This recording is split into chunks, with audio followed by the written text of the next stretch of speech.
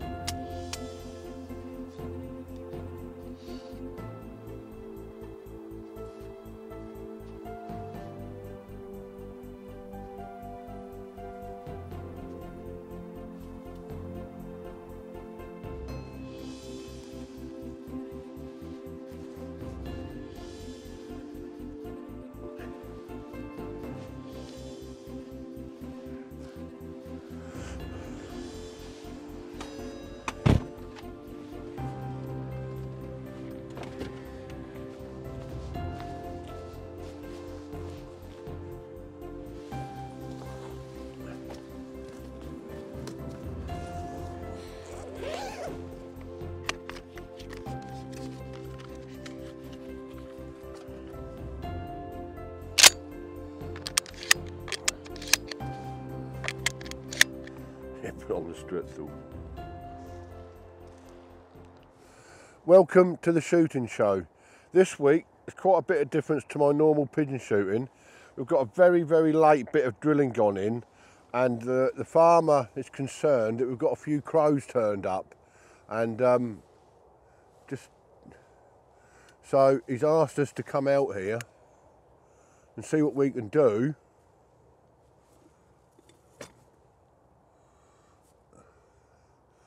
I think we might have a customer out there now.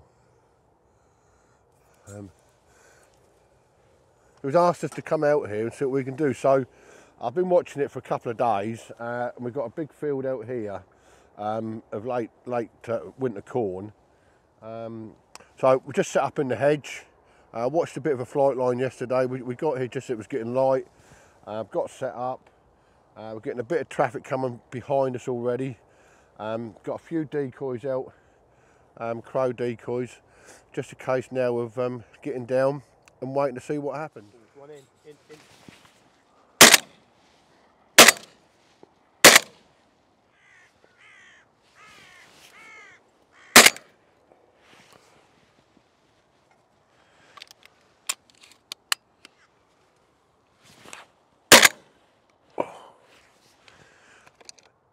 Coming straight in front of us.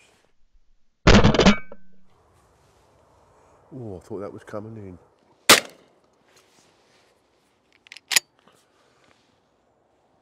Just one thing I think with crow shooting, for me personally, because I don't do huge amounts of it, is just have to sort of like cut the lead back a little bit, because I don't think they're going as quick as what they seem to be. So just shoot more at them than in front of them. Especially when they're hovering over decoys. So that's my little theory today, rightly or wrongly.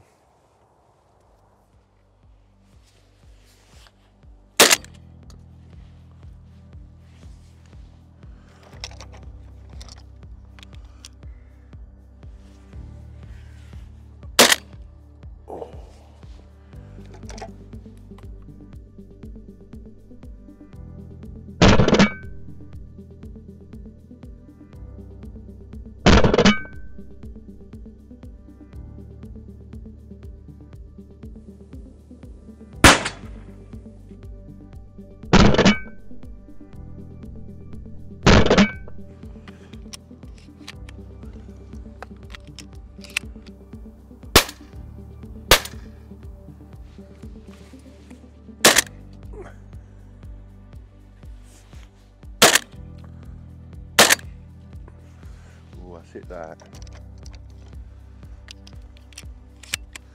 That's hit that right in the head, that has. Or the.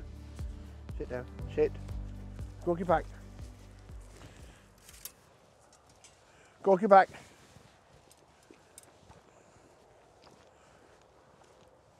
Good boy, good boy.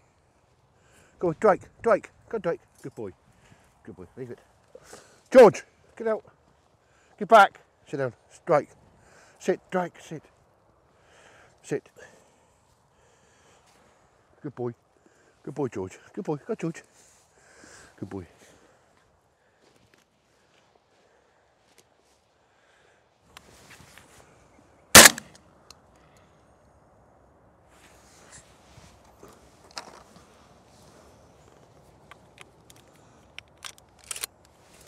That's been one to have on the shot cam.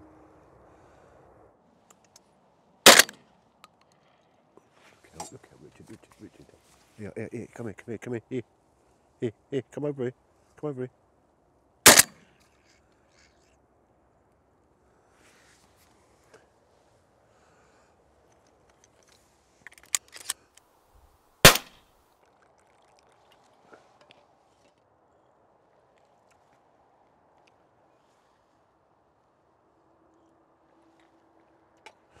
It's about 11 o'clock now. Been here for just under 3 hours. Started off, I've got the wind in our backs, which is good. We've got a nice sort of thick hide here now. And started off, had a nice flight line coming from over the village, up across here, towards the belt. And you know, we're picking up some traffic from there. But what we're facing is, this is a 140 acre field here, what they've drilled. And it's very clear now that the crows have gone the other end. So at the moment things have dried up a little bit. I don't know what we've got, 25, maybe 30, something like that. But we're just waiting to see what happens now. But at the moment the traffic's gone past us, other end of the field. We've just got to wait and see if they get stirred up this afternoon. So.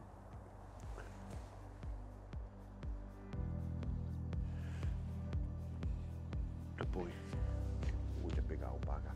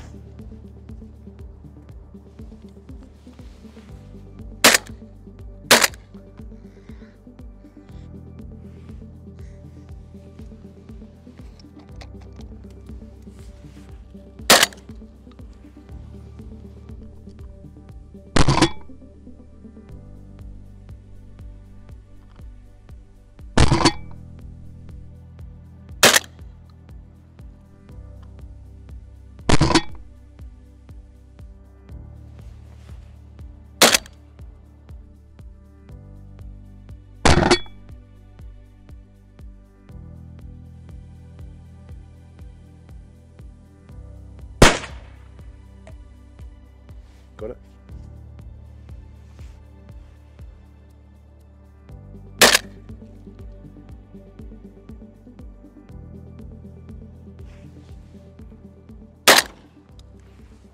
That came over the hedge, yeah. Came up, I see it, just I brought the gun up, the alarm, you could see the alarm in its face, and it just turned on a sixpence and just went straight away, but luckily I managed to connect.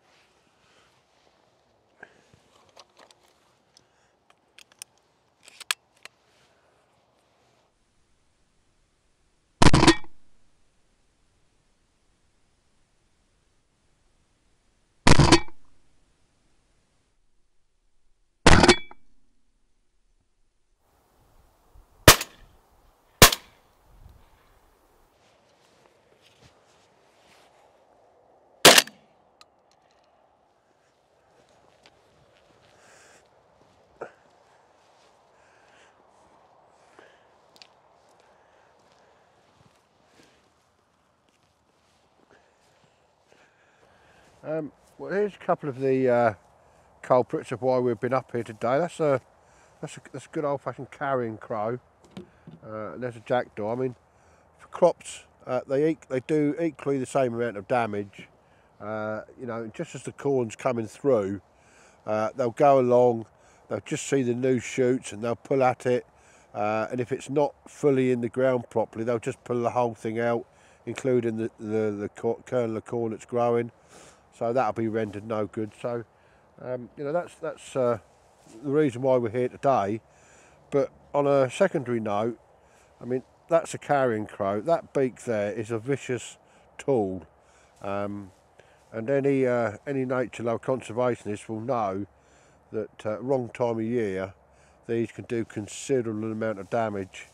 So by controlling them at day on the crops, later on in the year, it's going to give us a benefit on the wild birds.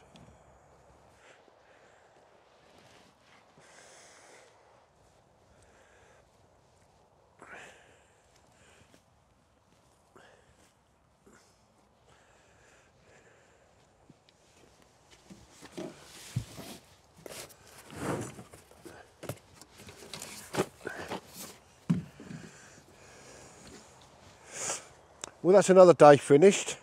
Hadn't turned out too bad actually. We've got here set up ready to shoot just after 8, sort of 8:15 this morning. Lot of activity here. As you can see here, we're on a big field here. There's a 140-acre field here, and beyond it there's another 70-acre field. Crows were all on it when we got here. So obviously we had a hide, we built a hide, got set up. First couple of hours was nice steady shooting. Wasn't rapid, I would say, but steady shooting. Then unbeknown to us, or to me, what the crows were doing, they were just below us on our sort of right hand side. They were instead of coming across the field to us, they were actually cutting down behind the hill, and we couldn't see them. And there was a huge amount of crows had built up over the other side of the field, which left us for about an hour and a half during the day with not a lot to shoot at. But my son Justin come round later on and stirred them all up. Then we got a bit more shooting to the end of the day, and we packed up just after 1 o'clock time. It had all gone dead for us. So all in all, really, it's been a good day. When the crows were about, they decoyed really well. You know, I don't do a lot of crow shooting because we just don't normally have them. So, but they could spot you easy as you like. So you had to be well camouflaged, and you know, keep your head down right until the last minute. But you know, the main thing today is we've been up here. We've helped the farmer out. Hopefully, we've just stopped him on his last bit of winter corn. It's just coming through, so hopefully that can come through, get away, and then the crows shouldn't bother it, you know, within a couple of days. So hopefully we've done a good job there. And you know, it's just nice to again get back in that hide again.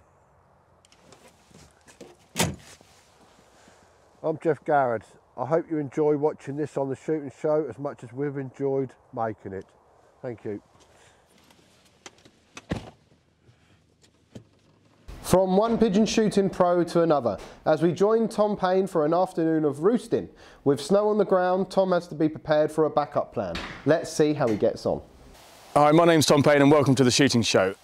Today's plan, we're hoping to do some roost shooting on a friend's place in Warwickshire. We've got a bit of snow on the ground, but plans may have changed slightly. We've come down and my friend's been feeding his ponds quite heavily over the last few days as the weather's changed. So we're thinking about swapping over to non-toxic and hopefully going to fly some ducks instead. If the pigeons don't seem to want to play ball with regards to the roosting wood, which is up behind me. So fingers crossed we're going to get some shooting. Whether it's pigeons or ducks, we're not too sure just yet. We're trying to get onto the stubble as well. It is early.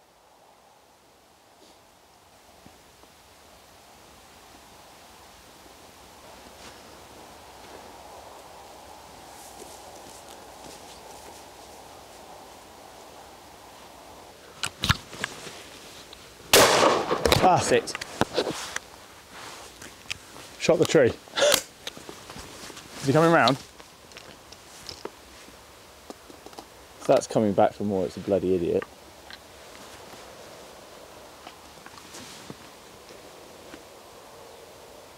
That's really, really weird, right?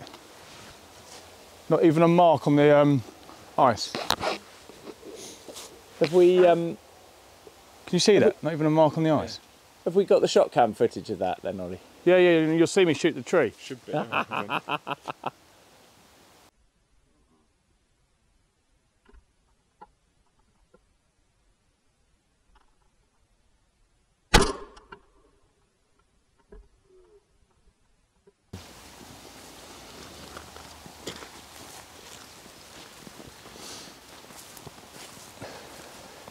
See all the field fares.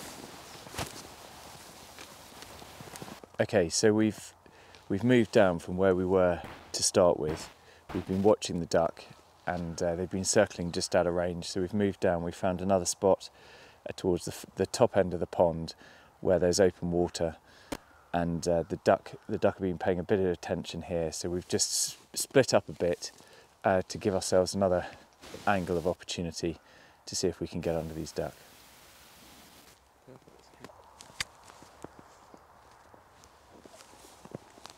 Is he coming around? Oh no! Right, Midge.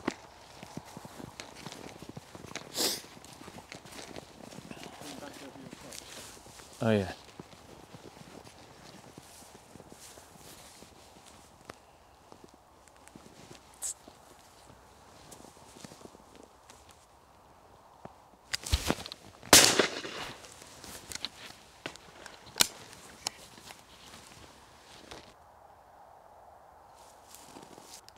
Yeah, so we've got a duck down, which is great news. Cleanly shot. It's out on the ice, and I've just got to work out how we can carefully recover it. We're hoping that there'll be a few more duck coming in. I don't particularly want to get my dog wet until the very last minute if we need to use her at all, just so she doesn't freeze in these conditions. So. Failing that, we're looking for a long stick.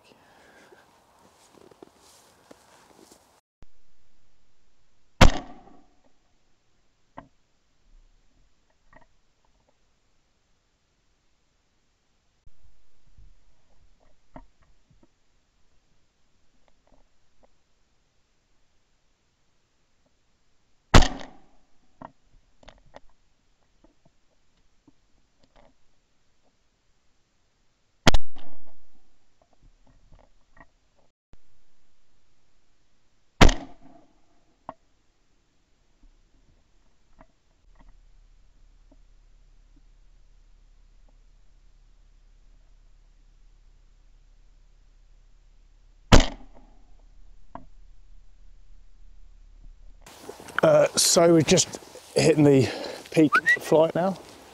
Just got some mallard coming here. Just going to get myself tucked in. We've got a little bit of a woodcock flight off our back as well. So it's turned into a bit of a entertaining. Oh, hang on. Just mallard creeping up here.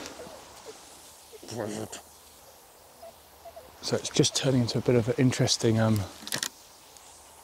evening, and we've got the lights on our side. We've got a bit of snow on the ground, so it just gives us a little bit more. So mallard going over the top there. It's just giving us a bit more, and again, visibility. So I'm just going to tuck myself in behind these reeds, just give them a chance to get round, and see how we get on. But so far, Over. A few mallard down. Just seen a woodcock flight over. And fingers crossed there's one there.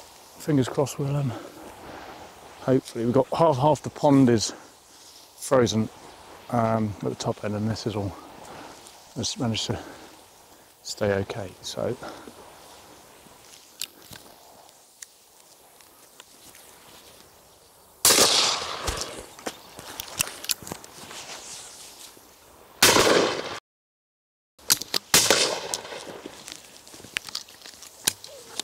it's having fun.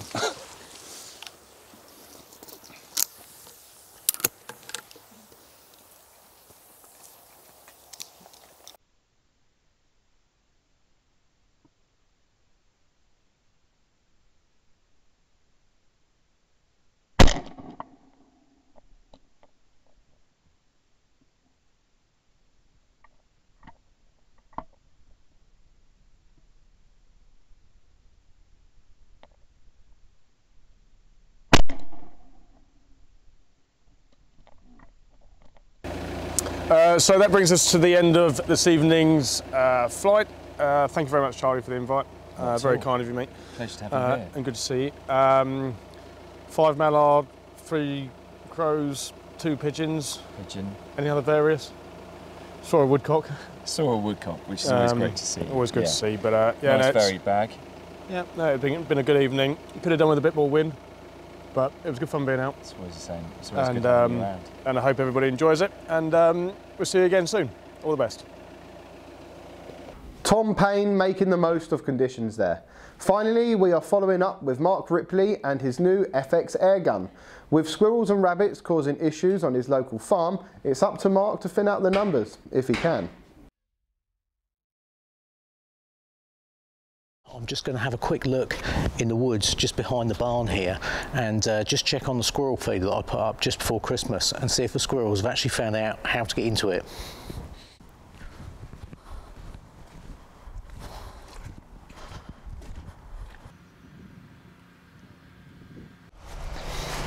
Well, as you can see by that, the squirrels obviously haven't sussed out that they need to lift the lid to be able to get to the nuts. Now, that's quite surprising because there's lots of squirrels in this wood, and I would have thought one of them would have figured it out by now. But there's none gone from it by the looks of it. They've taken all the ones off the tray and all the ones that are scattered around, all the birds have.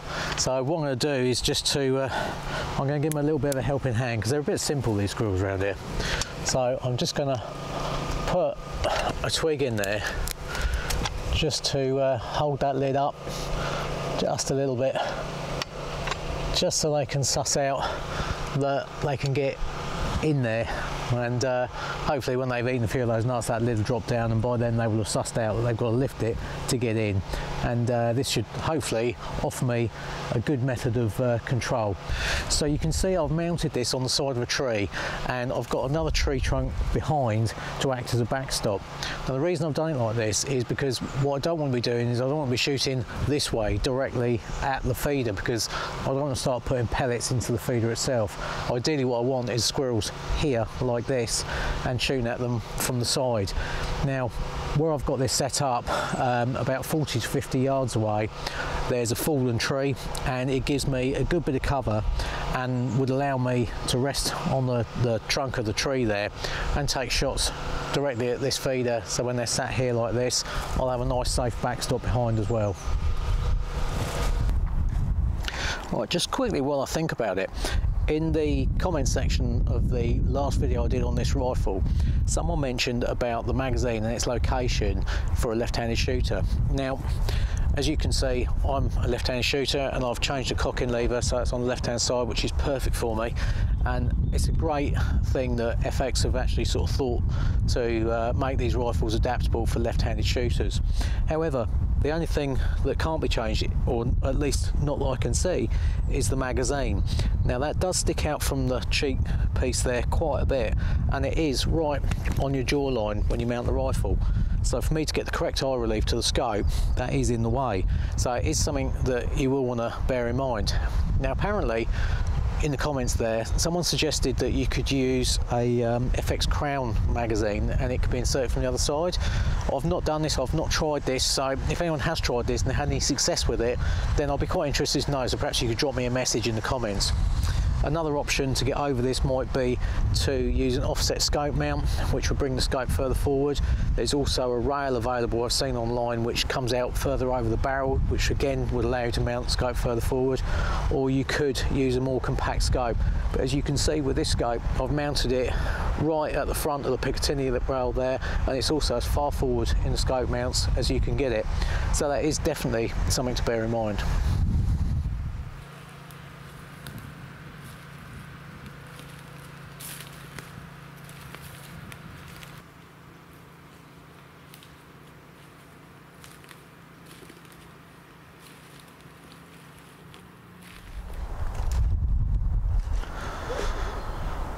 Well, it seems pretty dead today in the wood, which is unusual. There's usually something moving around. You normally find at least 1 or 2 squirrels, but yeah, it just seems pretty dead. But it's probably not an ideal time to be hunting. It's sort of midday, The weather's pretty crappy as well. It's pretty windy, and it's also looks like it's about to rain at any minute. So I think what I'm going to do is I'm just going to knock on ahead for today. I've got another farm which I'd like to have a look on because there's quite a lot of rabbits on there, so this little rifle will be ideal for that. So I think I'm going to pop out tomorrow evening, have a look at that where the weather's a little bit better.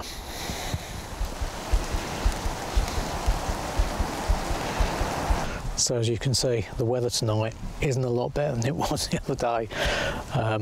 It's just light rain, but it's making it very difficult to see through both the thermal and also the night scope. I'm using the PARD 007 now on the back of the scope. Yeah, it's very difficult conditions tonight. I can hardly really see anything, so I'm definitely up against it. On the plus side, there's quite a few rabbits out. But I'm not going to be able to stretch the range as much as I was hoping to, so I think probably about as far as we're going to get this evening is going to be about 40 or 50 yards because I can't really see an awful lot further than that.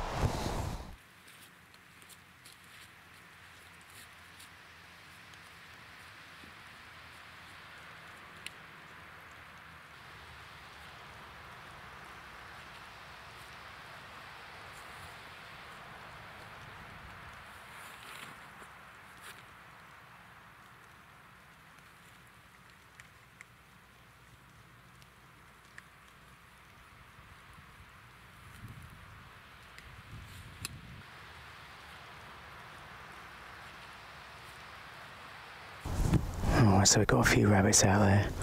Got one here, which I've just managed to range with the accolades there. And he's at 50 metres, bang on, which is pretty much my zero distance, so let's go straight at him.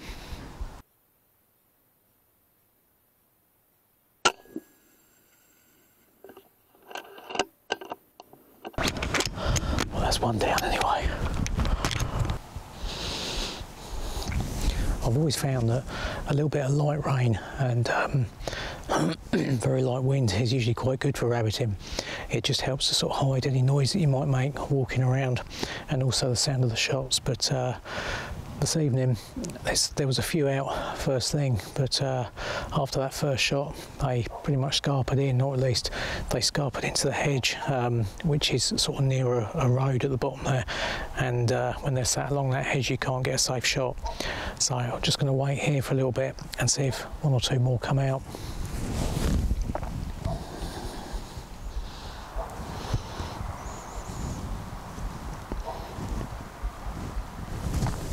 So I'm using the Pulsar Accolade thermal spotters this evening, which are a great bit of kit for spotting stuff, but the only downside is the laser rangefinder on them, and on any equipment, the laser rangefinder won't work all the time. You've got like this kind of moisture in the air because it just bounces straight back.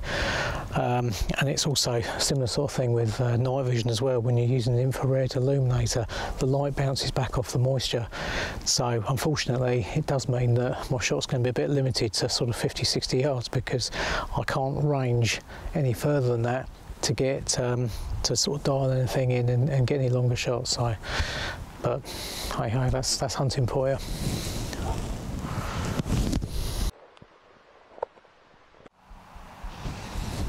So I've got a couple of rabbits out in the field here.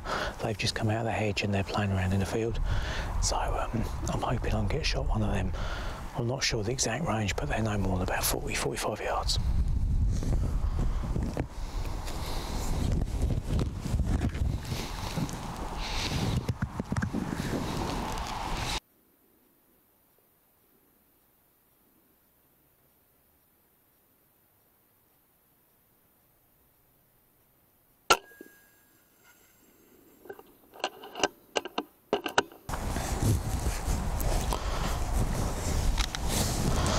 Right, okay, so this rain isn't showing any signs of letting up, and it keeps filling up the ends of my thermal spotters and the scope, and everything's starting to fog up, so I'm not having an awful lot of fun. So I don't think I'm going to be shooting many more rabbits this evening. I think I'm going to head out and pick those two up and call that out.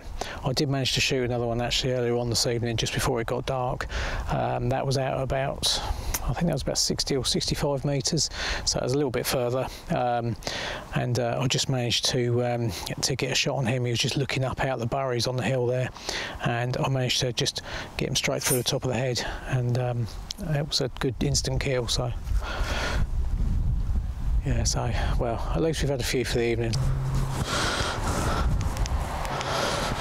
Okay, so I promise I'm not on commission or anything with these head torches, but I think they are absolutely brilliant. I got this one off of Amazon. I think they're called Night Buddy or something like that. Yeah, they're, as I say, shop around, because you can get them for somewhere 15-20 quid maybe for two. So but they're brilliant because they just give you masses of light and it spreads the beam out all around you.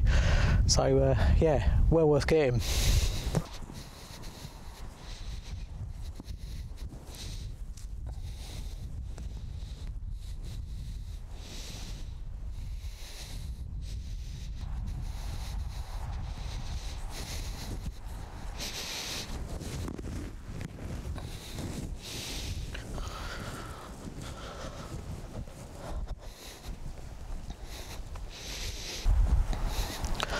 Right, well, unfortunately that's going to be it, I think, on here, but it's still two less.